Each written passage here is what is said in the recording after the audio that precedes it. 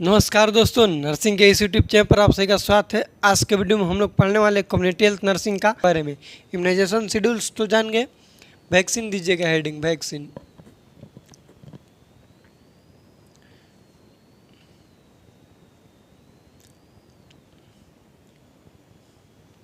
Vaccine 3 types के होते हैं।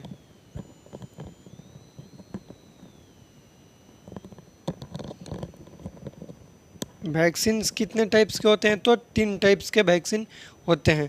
कौन कौन से वैक्सीन होते हैं? तो लिख लीजिएगा पहले लाइव वैक्सीन। लाइव वैक्सीन क्यों है? क्योंकि ये इसका जो बनने का मटेरियल एक्जुएंट है वो क्या होता है? लाइव से होता है। क्या चीज़? लाइव पैथोजन इसमें रहते हैं, पैथोजन, इसलिए इसको लाइव बोलते हैं।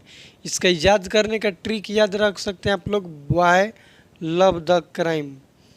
Y love the crime.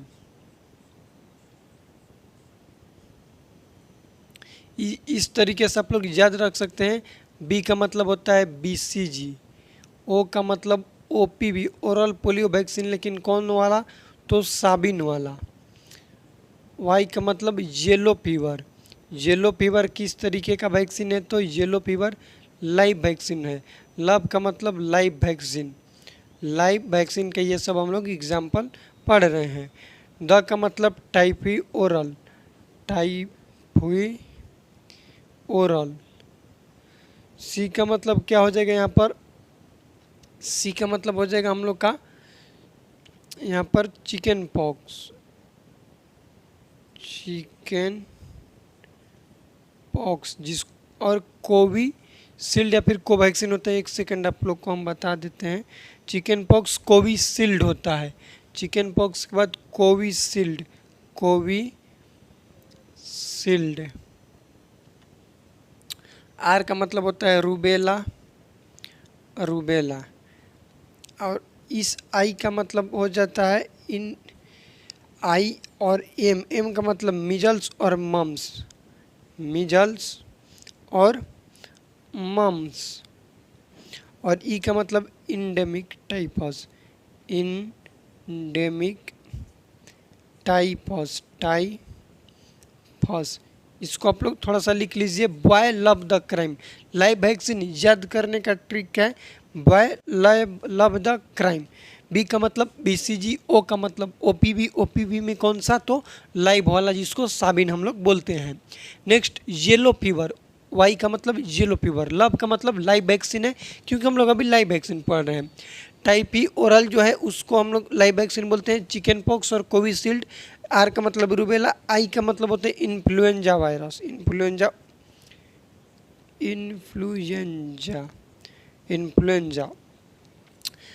Measles, mumps और इंडेमिक टाइफस। ये हो गया लाइव। किल्ड की बात करें, किल्ड। किल्ड के किस तरीके से याद रखेंगे? तो याद रखिएगा परी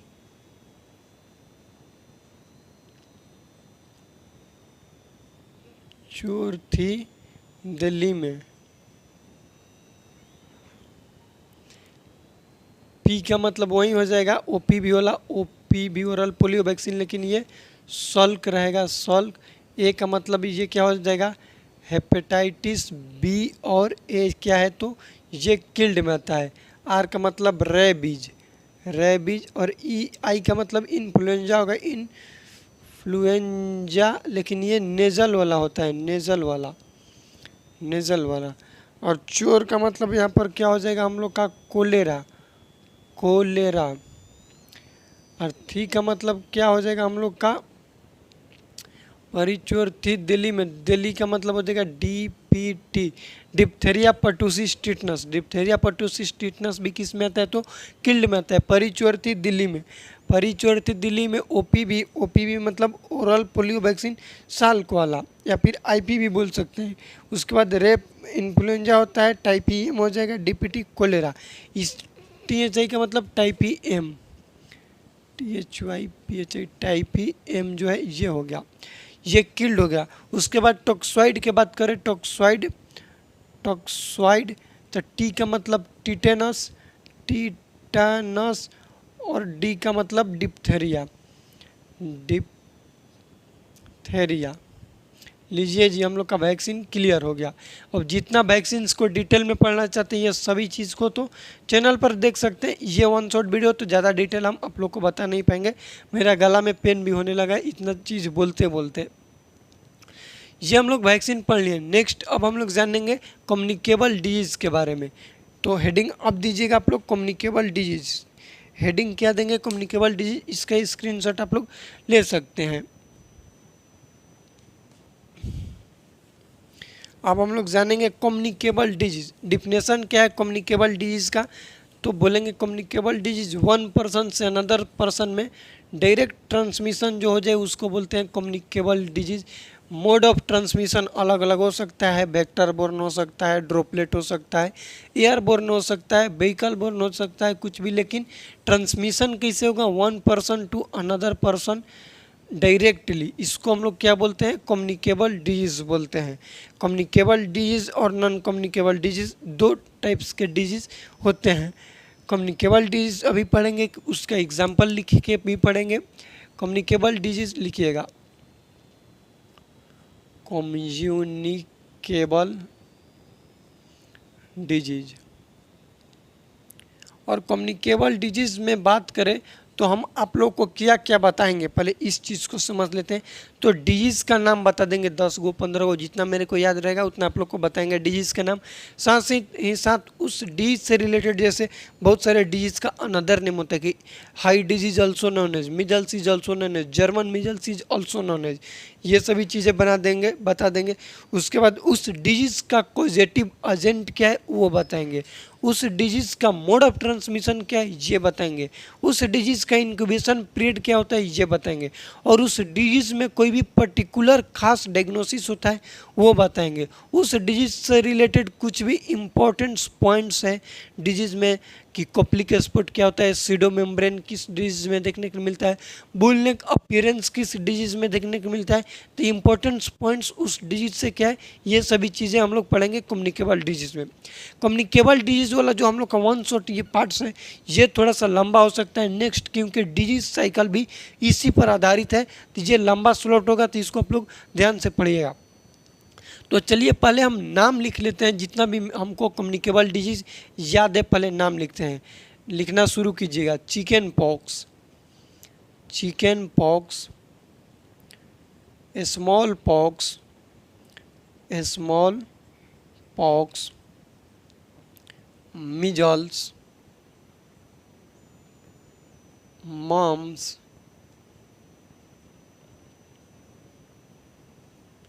रूबेला,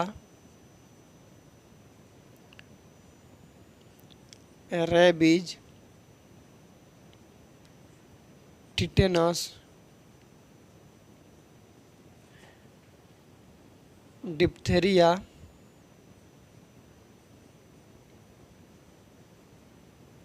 पर्टूसिस,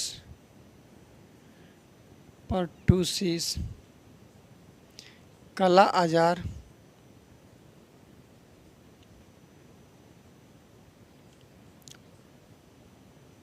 पोलियो, ट्यूबरकुलोसिस,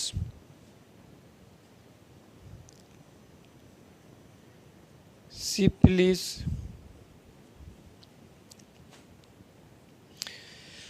एक बार याद करने दो हमको, गुनिया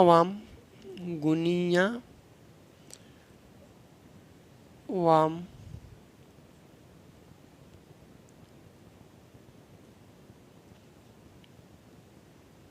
हेपेटाइटिस बी, HIV एड्स,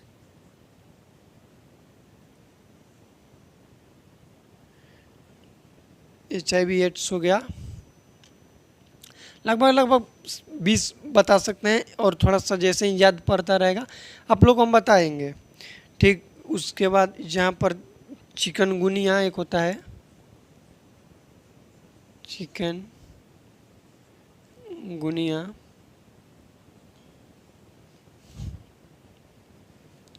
और जैसे ही याद पड़ेगा आप लोग को हम बताते रहेंगे, ठीक। चलिए अब हम लोग जाते हैं चिकन पॉक्स के बारे में। चिकन पॉक्स को हम लोग क्या बोलते हैं?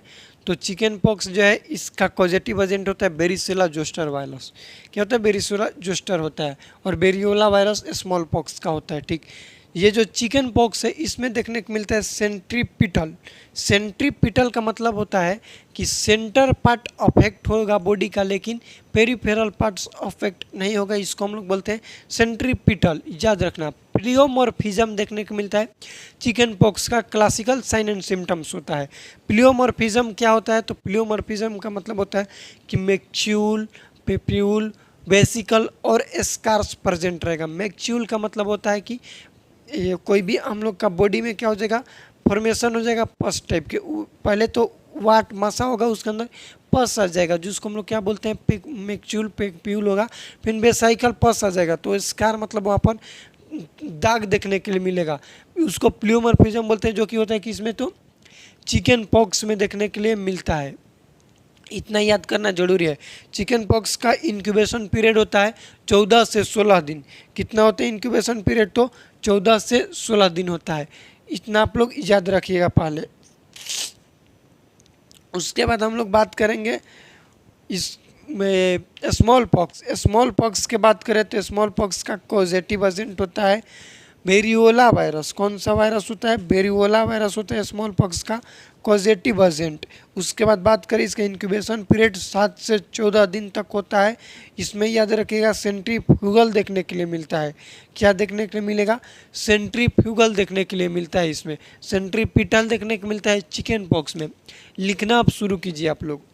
Number 1 chicken pox. Chicken pox. Chicken pox का पॉजिटिव एजेंट क्या बताएं हम लोग का? बेरिसेला जोस्टर। बेरिसेला जोस्टर इसका क्या है? पॉजिटिव एजेंट है। सी ए का मतलब पॉजिटिव एजेंट। आईपी का मतलब इंक्यूबेशन पीरियड होता है 14 से 16 दिन। ये क्वेश्चन पूछा जाता है कई बार एग्जाम में, तो याद रखिएगा। उसके बाद बात करें कि इसमें देखने के लिए मिलता है सेंट्रीपिटल। पिटल। सेंट्रीपिटल का मतलब होता है कि बॉडी के सेंटर पार्ट अफेक्ट रहेगा। सेंटर पार्ट्स जो है ये तो अफेक्ट रहेगा, इन्वॉल्व रहेगा, लेकिन पेरीफेरल पार्ट्स जो है पेरीफेरल ये इन्वॉल्व नहीं रहेगा। ये आप लोग याद रखिएगा। इसका क्लासिकल साइन सिम्टम्स बात करें, क्लिनिकल फीचर्स, तो प्लियोमॉर्फिज्म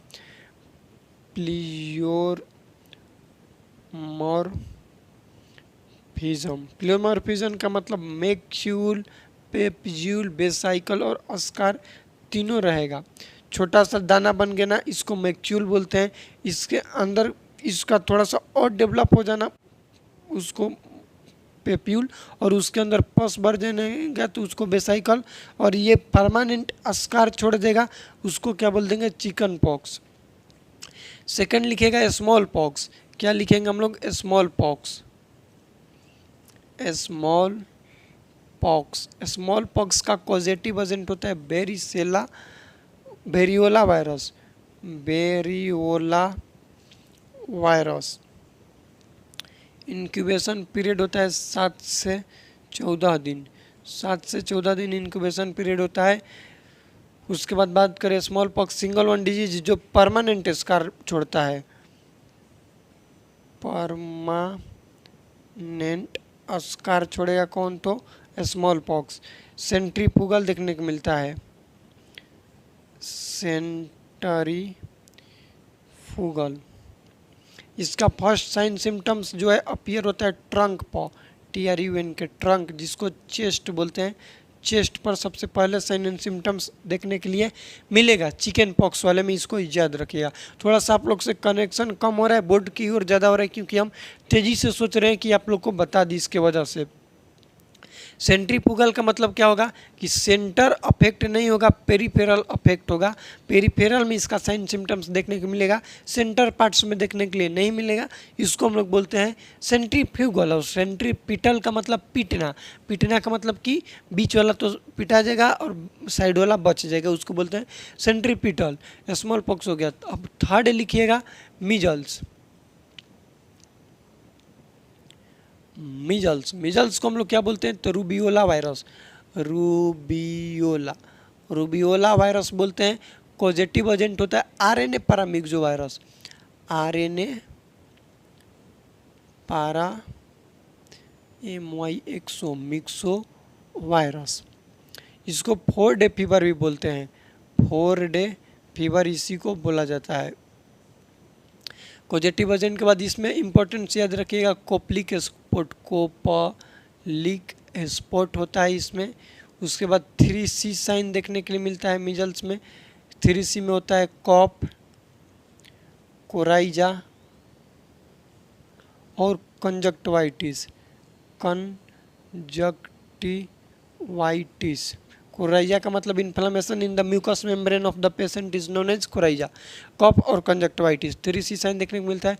फर्स्ट रेसेज अपीयर होता है retro auricular region, retro auricular region. Retro auricular region का मतलब क्या होता है भैया, तो बिहाइंड द ईयर, इसको हम लोग क्या बोलते हैं, बिहाइंड द ईयर, कान के पीछे होता है उसको बोलते हैं रेट्रो ओरिकुलर रीजन। ठीक, इतना याद रखो, बहुत ज़्यादा है। उसके बाद इसका याद रखो मोस्ट कॉमन कॉम्प्लिकेशन, कॉम्प्लिकेशन इसका मोस्ट कॉमन कॉम्प्लिकेशन पूछेगा तो बोलेंगे otitis media, otitis media. Otitis media क्या है, तो मोस्ट कॉमन कॉम्प्लिकेशन होता है। और मोस्ट कॉमन और डेंजर पूछेगा, डेंजर, डेंजर तो होता है निमोनिया, न्यूमोनिया। मोस्ट रेयर पूछेगा, मोस्ट कॉमन और रेयर तो वो होता है SSPE, सब एक्यूट स्क्लेरोपान एनसीफिलाइटिस। फुल फॉर्म लिख सकते हैं आप लोग इसका, SSPE का क्या होता है, सब एक्यूट स्क्लेरोपान एनसीफिलाइटिस, एनसीफिलाइटिस मोस्ट रेयर। ये क्वेश्चन पूछा जाता है कॉम्प्लिकेशन का, इसलिए भैया बता रहे हैं, तो इसको आप लोग याद रखिएगा। नेक्स्ट 3 नंबर डिजीज पढ़ लिए। 4 नंबर लिखिएगा मम्स के बारे में, मम्स, जहाँ पर लिख लीजिए मम्स। मम्स का दूसरा नाम क्या है, तो मम्स का रूबुला वायरस बोलते हैं, रूबुला। और इसी को बोलते हैं क्या चीज़, सलाइवरी ग्लैंड में पैरोटिड ग्लैंड होता है और इसी का इन्फ्लेमेशन हो जाता है, तो इसमें क्या बोलेंगे, पैरोटाइडिस, पैरोटाइडिस। पैरोटाइडिस जो होता है पैरोटिड ग्लैंड में, सलाइवरी ग्लैंड होता है, वहाँ पर इन्फ्लेमेशन हो जाएगा, इसके वजह से मम्स देखने के लिए मिलता है। पॉजिटिव एजेंट होता है, उसमें था आरएनए पैरामिक्सो वायरस, इसमें होता है मिक्सो वायरस। क्या होता है, मिक्सो वायरस होता है। मिजल्स का इंक्यूबेशन पीरियड आप लोग लिख सकते हैं, होता है 10 से 14 दिन। मिजल्स का इंक्यूबेशन पीरियड 10 से 14 दिन। Mode of transmission droplet, droplet, droplet. Mumps का इंक्यूबेशन पीरियड आप लोग लिखेंगे, कितना लिखेंगे, तो लिखेंगे 21 दिन होता है, 14 से 21 दिन या फिर 16 से 21 दिन होता है। ठीक, मम्स का। मम्स में पूछा जाता है इसका, ये हो गया पैरोटाइडिस। पॉजिटिव एजेंट बता दिए, मिक्सो वायरस होता है, लिख लीजिएगा MYXO मिक्सो वायरस। मम्स कब पूछा जाता है कि कॉम्प्लिकेशन क्या है, यहाँ पर लिखिएगा complication, aseptic meningitis. Most common complication होता है aseptic meningitis, meningitis. Most common complication aseptic meningitis. Most common complication in adolescent male orchitis, मतलब कि इन्फ्लेमेशन हो जाएगा टेस्टिस में। और most common complication in female adolescent child तो होता है उफराइटिस, मतलब कि उसके ओवरी में इन्फ्लेमेशन हो जाएगा। ये जो अभी दोनों शब्द बोले, जो दोनों वर्ड बोले, इसको आप लोग याद रखिएगा, क्योंकि ये अभी टेस्ट सीरीज हम दे रहे थे, उसमें पूछा गया था कि most common complication in adult male child में मम्स का क्या देखने के लिए मिलेगा, तो बोलेंगे ओर्चाइटिस। ओर्चाइटिस का मतलब होता है कि इन्फ्लेमेशन हो जाएगा उस मेल पेशेंट के टेस्टिस में। और फीमेल में क्या होता है, तो उफराइटिस, मतलब कि उसके ओवरी में इन्फ्लेमेशन हो जाएगा। ठीक, इसको आप लोग याद रखिएगा। ये हो गया मम्स। अब हम लोग जानेंगे रूबेला वायरस के बारे में। रूबेला वायरस को हम लोग दूसरा नाम से बोलते हैं जर्मन मीजल्स। रूबेला वायरस को दूसरा नाम क्या बोलते हैं तो जर्मन मीजल्स बोलते हैं। अब जर्मन मीजल्स भाई क्यों बोलते हैं, क्योंकि जो जर्मन वाले पेशेंट थे उसमें इसी के जैसा मीजल्स के जैसा सिम्टम्स शो कर रहा था रूबेला वायरस, इसलिए इसको बोलते थे जर्मन मीजल्स। इसका भी इंक्यूबेशन पीरियड 14 से 21 दिन ही होता है। इंक्यूबेशन पीरियड याद रखिएगा इसका क्या होता है तो 14 से 21 डेज। कॉजेटिव एजेंट क्या होता है तो रूबेला वायरस का कॉजेटिव एजेंट पूछा जाए कि इसका कॉजेटिव एजेंट रूबेला का क्या होता है तो rubella Togo virus. Rubella Togo virus, Togo virus क्या है, इसका कॉजेटिव एजेंट है। लिख लीजिएगा यहाँ पर Togo virus. Togo virus, Togo virus क्या है, पॉजिटिव एजेंट है। रूबेला सब सेफ है, लेकिन प्रेगनेंसी में भैया ये बहुत डेंजर शो होता है। और पूछा जाता है कि कोई भी मदर है यदि उसको रूबेला वायरस हो गया है तो उसके फीटस में क्या देखने को मिलेगा तो बोलते हैं congenital rubella syndrome, CRS, congenital rubella syndrome. और कंजेनाइटल रूबेला सिंड्रोम में इंक्लूड होता है क्या क्या वो याद रखिएगा। CRS कंजेनाइटल रूबेला सिंड्रोम होता है, PDA पेटेंट डक्टस एट्रियोसिस हो सकता है, डीफनेस हो सकता है, डीफनेस बहरापन। कंजेनाइटल रूबेला सिंड्रोम में होता है पेटेंट डक्टस एट्रियोसिस, डिफनेस या फिर कैटेरेक्ट। कैटेरेक्ट ये 3 चीज़ हो सकते हैं रूबेला के बारे में। अब जानेंगे रेबीज। रेबीज के बारे में क्या हम लोग जान सकते हैं कि रेबीज होता है लाइसा वायरस ले। ये किससे होता है तो लाइसा वायरस ले होता है रेबीज, जो कि डॉग बाइट करने के चलते होता है। इंक्यूबेशन पीरियड 1 मंथ से लेकर के 3 मंथ तक होता है। रेबीज का इंक्यूबेशन पीरियड कितना होता है तो 1 मंथ से 3 मंथ तक होता है रेबीज का इंक्यूबेशन पीरियड। इसको आप लोग याद रखिएगा।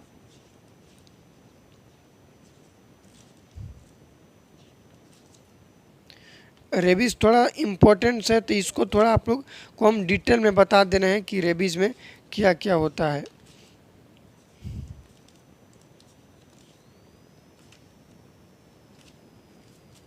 रेबीज़ का इंक्यूबेशन पीरियड 1 से 3 मंथ तक होता है। वहाँ पर हम डिजीज़ थोड़ा देख रहे थे, 2-3 डिजीज। यहाँ पर 18 नंबर में लिखिएगा मलेरिया बताना है, मलेरिया बताएंगे। और 19 नंबर में लेप्रोसी, लेप्रोसी को बताएंगे। टोटल कम्युनिकेबल डिजीज हमको 20-25 याद था, अभी ध्यान में नहीं आ रहा है, आप लोग को हम बताते चलेंगे जैसे जैसे याद पड़ेगा।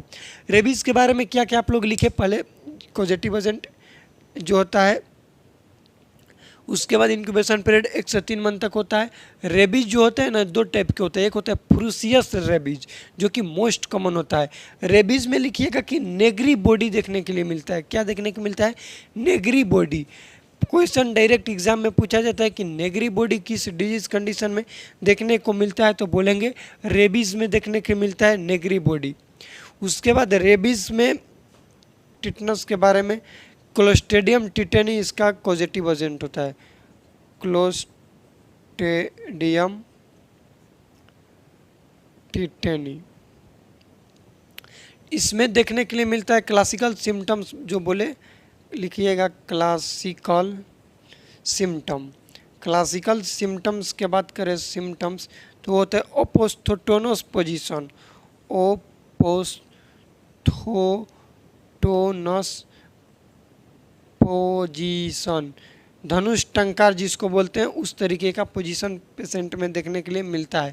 उसके बाद इसी में देखने के मिलता है रिसस सार्डोनिकस, सार्डोनिकस। और इसी में देखने को मिलता है lock jaw, lock jaw.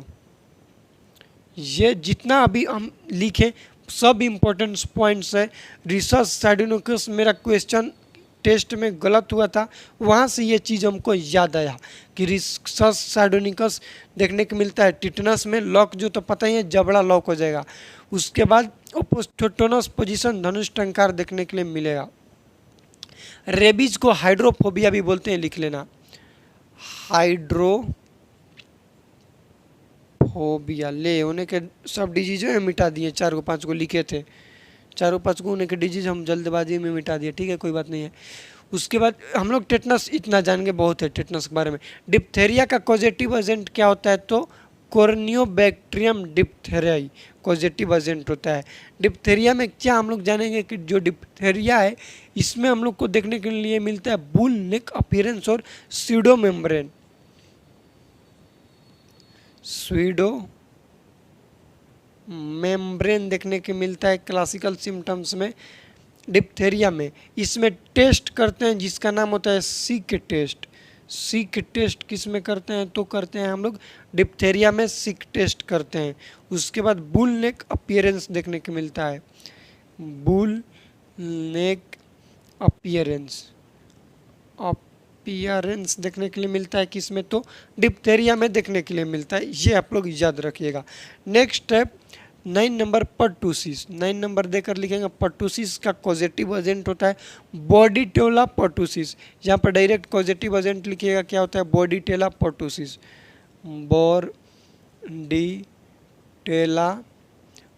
बॉडीटेला pertussis.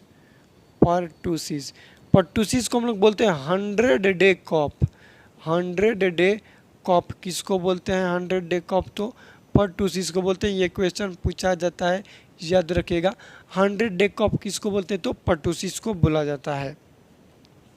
Next काला आजार, काला आजार के बारे में लिख लीजिएगा 10 नंबर।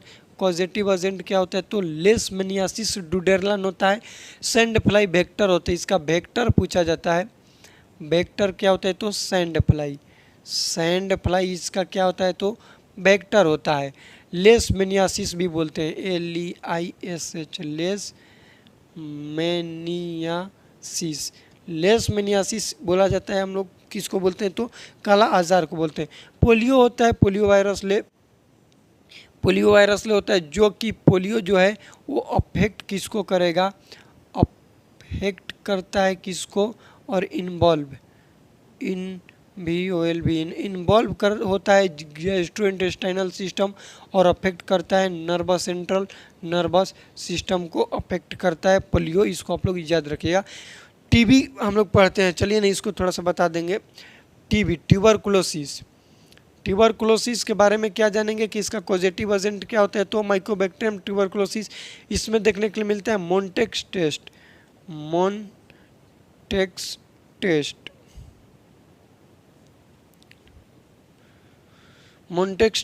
किस में देखने को मिलता है, तो देखने को मिलता है टीबी में। उसके बाद बात करें कि इसमें क्या हम लोग करते हैं, तो PPD purified protein derivative insert करते हैं इंट्राडर्मल, ये टेस्ट वाला बता रहे हैं। इसके इंट्राडर्मल 0.5 ml देते हैं, इंट्राडर्मल देते हैं, यहाँ पर देते हैं फोरआर्म पर, ठीक। उसके बाद बात करें इसमें कि टीबी में, तो टीबी का जो न्यू ड्रग ऐड हुआ है वो लिखिए। हम लोग एक चीज़ नहीं पढ़ेंगे, न्यू ड्रग होते ऐड हुआ है बेडाक्विनिन, तो bedaquiline post paralytic polio, post exposure होता है पैरालाइटिक पोलियो होता है, POPP होता है पोस्ट एक्सपोजर पैरालाइटिक पोलियो शायद होता है उसमें, पोलियो वाला में। ये हो गया। उसके बाद इसमें जो ड्रग है वो तो आप लोग को हम पहले बता चुके हैं। नेक्स्ट हम लोग बात करें सिफिलिस, 13 नंबर पर सिफिलिस का इंक्यूबेशन पीरियड, पोलियो का इसका इंक्यूबेशन पीरियड टीबी का लिखेगा 4 से 8 वीक होता है, 4 से 8 वीक होता है इसका। मोड ऑफ ट्रांसमिशन ड्रॉपलेट और एयरबोन दोनों होता है, ड्रॉपलेट और एयरबोन। एक क्वेश्चन पूछा गया था, जानते हो क्या चीज़, टेस्ट दे रहे थे तो वहाँ पर कि हम लोग मास्क पहनते हैं ना, तो मास्क N95 मास्क पहन रहे हैं तो हम लोग को किस तरह के जो मोड ऑफ ट्रांसमिशन डिजीज है उससे प्रिवेंट करेगा, तो होता है एयरबोर्न। मतलब कि हम लोग के वातावरण में जो भी डिजीज़ है, जो भी पॉजिटिव एजेंट है उससे एक्सपोजर में, बगल में फोटो शूट चल रहा है वो देख रहे हैं हम लोग के वातावरण में जो भी बैक्टीरिया है उससे प्रिवेंट क्या करता है, तो एयरबोर्न से प्रिवेंट करेगा मास्क N95। N का फुल फॉर्म भी पूछ दिया था कि इनका मतलब क्या होता है, तो नॉन रेसिडुअल्स ऑयल होता है, ठीक। ये सब आप लोग को याद रखना है। सिफिलिस में हम बता रहे थे, सिफिलिस का पॉजिटिव एजेंट क्या होता है। पहले ये हम लोग जानेंगे कि सिफिलिस का ट्रिपेनोमा पैलेडियम होता है। ट्रिपेनोमा पैलेडियम लिख लीजिएगा 13 number. Treponema palladium. Incubation period होता है 9 से 90 दिन, 9 से 90 डेज होता है। इसमें सिफिलिस जो है ना, इसमें थोड़ा सा अलग सा टेस्ट देखने को मिलता है, कान टेस्ट, KAHN कान टेस्ट देखने को मिलता है, वो लिख सकते हैं आप लोग एक्स्ट्रा में। नेक्स्ट सिफिलिस तक हम आप लोग को बता दिए। आगे लिखे हुए थे मलेरिया, और मलेरिया के बाद लेप्रोसी। मलेरिया क्या है भैया, तो मलेरिया आप समझ रहे। कोलेरा एक लिख सकते हैं, कोलेरा हम यहाँ पर नहीं आप लोग को लिखवाए हैं। कोलेरा पहले पढ़ते हैं, चलिए। कोलेरा क्या है, डायरियल डिजीज़ है। कोलेरा क्या है, डायरियल डिजीज़ है कोलेरा। अब इसमें बात करें कि इसका ड्रग ऑफ चॉइस पूछा जाता है कोलेरा का, तो डॉक्सीसाइक्लिन होता है। लिख लेना, कोलेरा का ड्रग ऑफ चॉइस क्या होता है, तो डॉक्सीसाइक्लिन होता है। राइस वाटरी डायरिया देख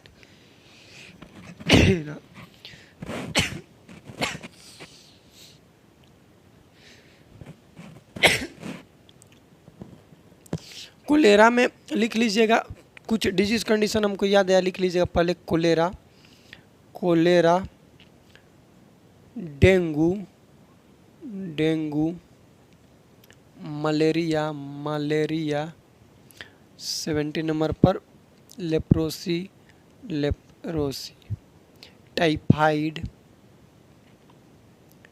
टाइफाइड। हर एक डिजीज के बारे में थोड़ा थोड़ा सा आप लोग को बता देते हैं। चलिए, कोलेरा बता दिए आप लोग को कि कोलेरा का ड्रग ऑफ चॉइस क्या होता है, तो डॉक्सीसाइक्लिन होता है। कोलेरा में देखने को मिलते हैं राइस वाटरी डायरिया। ये क्वेश्चन पूछा जाता है एग्जाम में कि राइस वाटरी डायरिया किस डिजीज कंडीशन में देखने को मिलता है, तो बोलेंगे कोलेरा में देखने के लिए मिलता है। डेंगू में क्या बात करेंगे कि डेंगू जो होता है, होता कैसे है, इसका पॉजिटिव एजेंट क्या होता है, तो एडिज एजिप्टो मॉस्क्यूटो होता है, जबकि मलेरिया का फीमेल एनाफिलीज होती है। लेप्रोसी का ड्रग ऑफ चॉइस होता है डेप्सोन। इसमें मल्टी ड्रग थेरेपी चलते हैं, MDR जिसको बोलते हैं, वो आप लोग लिख सकते हैं MDR। इसमें इसका ड्रग ऑफ चॉइस DOC मतलब ड्रग ऑफ चॉइस होता है डेप्सोन। डेप्सोन 100 mg का, 100 mg डेप्सोन होता है, और चलता है रिफाम्पिसिन, रिफाम्पिसिन। डेप्सोन हो गया, रिफाम्पिसिन, और होता है एक क्लोरोफिमीजिन